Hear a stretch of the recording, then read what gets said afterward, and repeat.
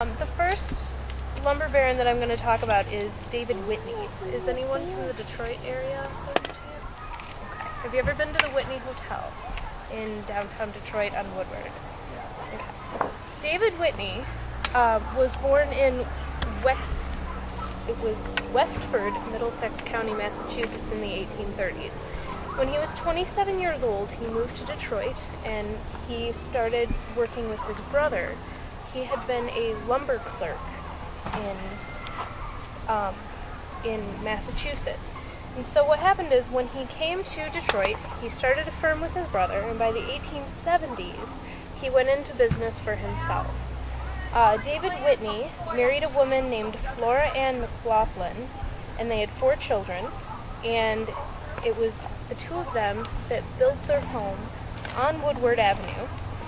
And in Detroit, David Whitney was known as the man who could outlumber Paul Bunyan. When he passed away in 1900 in Detroit, he had a fortune of $15 million. He was the richest man in Detroit at the time.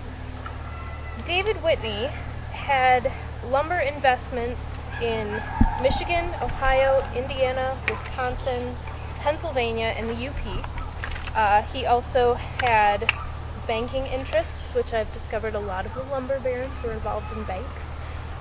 He had steam barges that were used to transport logs as well as iron ore from the UP down to the southern part of the state.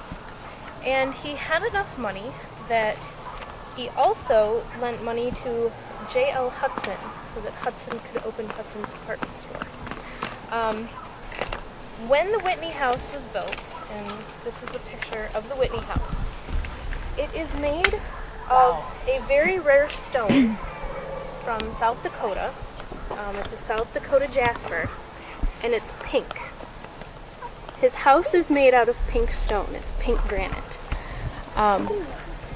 It took 4 years to construct the Whitney home. It cost David Whitney $400,000 in the 1890s to just build the structure. He spent an additional $250,000 furnishing the house, and then he and his wife spent another $300,000 buying artwork for the house. So he spent a fairly good amount of money. Now I've done the calculations based on what the dollar value was in the 1890s. Today it would cost David Whitney $17 million to reproduce his house. The house, when it was built, had 52 rooms, 10 bathrooms, 20 fireplaces, and the most unusual thing about the Whitney house, it was the only residential home in Detroit to have an elevator. David Whitney put in a hydraulic elevator. Some of the other unusual things, that David Whitney had, he liked stained glass, so he had stained glass Tiffany windows in his house, but they were also stained glass partitions. Unfortunately, I don't have a color printer, but this is really, really, really colorful. There were marble and onyx fireplaces that were featured throughout the house.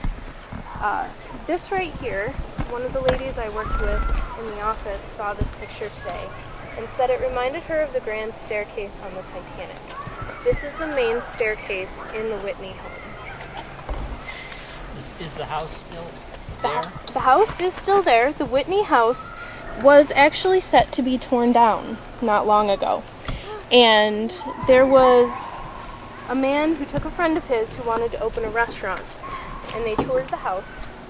And as they were walking out the door, the man said to his friend, "If you don't buy it, they're going to tear it down." So his friend bought the Whitney house, and he rewired all the electricity. They brought the building up to code like they needed to. The Whitney home is now a restaurant. There is a bar on the upper floor where David Whitney actually had built a pub to entertain his visitors who came over to look at his artwork. And as I was just telling these folks, David Whitney when he was building his house, spent $300,000 on artwork for his home. But that was nothing compared to the $650,000 it cost to build and furnish the home. So, besides the pink granite home and the Tiffany windows, there are also jasper columns in the house, and the Whitney family, and this is something that at least one other lumber baron I know of in Michigan did this. The Whitney family had the house wired for electricity, but the fixtures that they put in also accommodated gas, because a lot of men at the time didn't think that electricity would catch on, and so they put gas fixtures into their homes as well. So David Whitney was the Detroit lumber baron who could outlumber Paul Bunyan.